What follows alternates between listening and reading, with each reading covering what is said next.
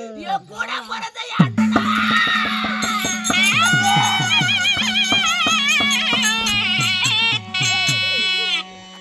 பார்த்தாயா அண்ணா உன் தம்பிக்கு வந்த நிலைமையே எப்ப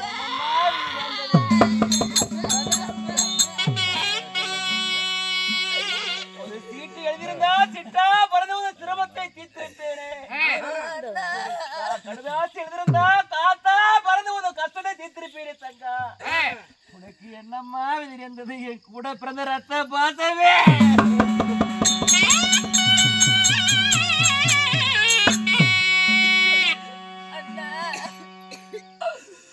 ஒரு கடுதாச்சி அனுப்பியிருந்தா நான் காத்தா பறந்திருப்பேன், உன் கஷ்டத்தை போக்கிருப்பேன். ஒரு சீட்டு எழுதி அனுப்பியிருந்தா நான் சிட்டா பறந்திருப்பேன், உன் சிறுமியை நான் போக்கிருப்பேன்னு சொல்றியா அண்ணா? அந்த சீட்டு எழுதக்கூடிய காசு இருந்தா என் மூத்த மகனுக்கு நான் பால் வாங்கி கொடுத்திருப்பேனே ராஜா.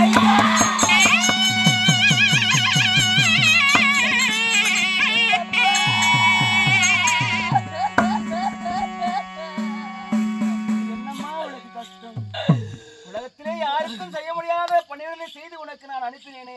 எத்தனையோ சிதறம் அனுப்பினேன். என்னம்மா ஆனது? இப்படி வரக்கூடிய காரணம் என்ன?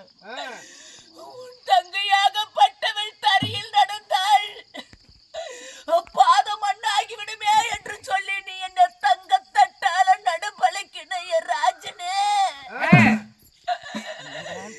இன்னைக்கு உன் தங்கச்சியோடைய நிலைமைய பார்த்தாயா அண்ணா?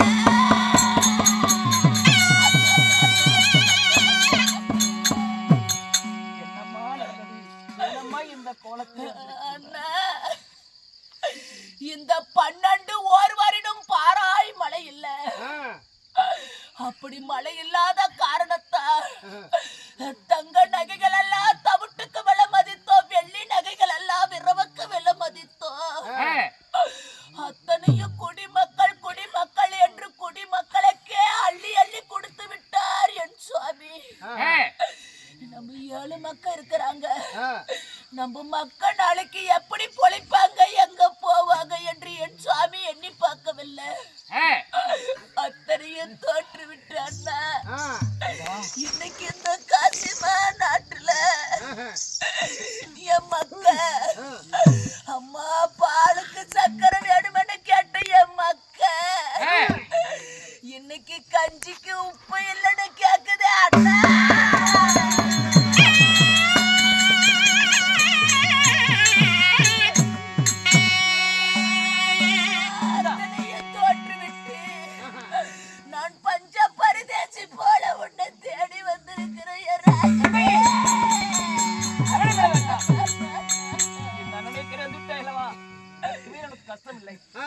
குழந்தைகள் எங்கே அண்ணா?